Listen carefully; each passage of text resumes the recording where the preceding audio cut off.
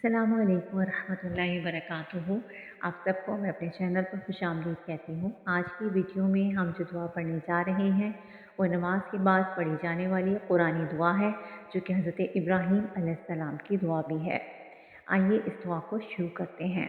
औज़ु बिल्लाहि मिनश शैतानिर रजीम। बिस्मिल्लाहिर रहमानिर रहीम।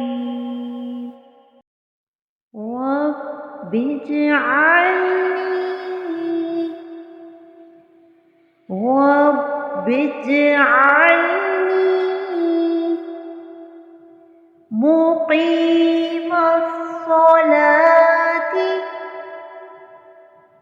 मुक़ीमस्सलाति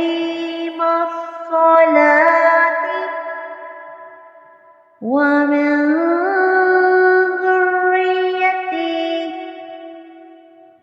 ومن ذريتي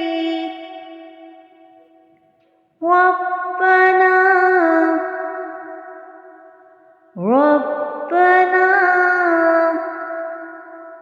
وتقبل دعاء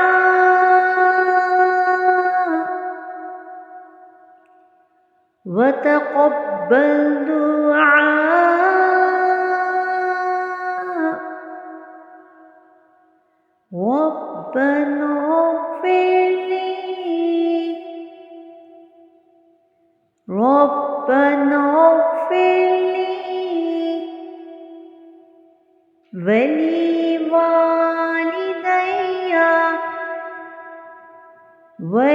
ولوالدي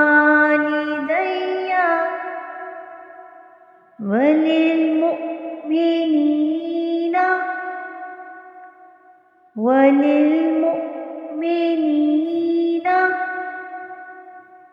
يوم يقوم الحساب